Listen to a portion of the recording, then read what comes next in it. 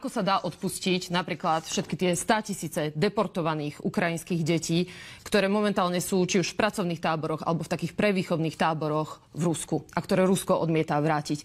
A tiež som sa vás na to pýtala na hodine otázok, že prečo Slovensko nie je súčasťou koalície pre návrat týchto detí. Niekoľko stovák týchto detí bolo nájdených, identifikovaných a vrátených. Slovensko žiaľ, neviem z akého dôvodu, neparticipuje. Dobre, tento týždeň takto vynášali v Odese malé deti z obytných priestorov.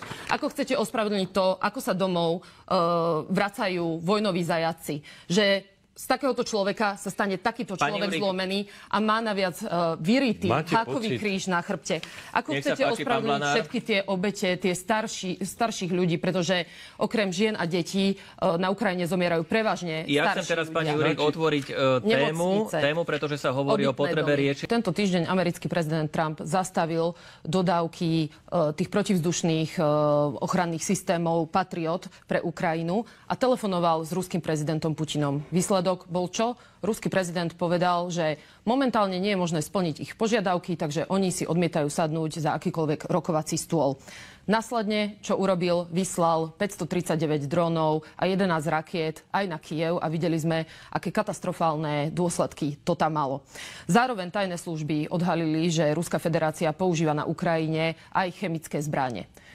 Čo povedal, myslím, že včera, v našich médiách sa to objavilo dnes, americký prezident Trump, že je veľmi sklamaný z ruského prezidenta, ktorý odmieta akékoľvek rokovania o prímeri a chce aj naďalej pokračovať vo vraždení civilistov. Tak ja si myslím, že pán minister, toto skutočne svedčí o tom, že už si všetci uvedomujú, ako Rusko ťahalo za nos, či už amerického prezidenta, alebo aj Európu v tom, že áno, je tu možné o niečom rokovať a že na diplomatickej úrovni sa môže tento konflikt vyriešiť. To nie je pravda.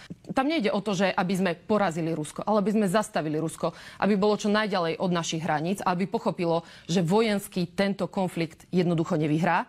Začína sa tu pretek o vzbrojení, príprava na neviem akú vojnu. A pýtate sa, prípraví na neviem akú vojnu? Nuž na takúto, pán minister. Rusko sa takýmto spôsobom pripravuje na vojnu, že väčšinu svojho rozpočtu dáva práve do toho vojenského zbrojenia. Ak niekto chce vojnu, tak je to Rusko. A všetci sa na to pripravujú. Viacerí svetoví lídri sa zhodli, že v prípade, že by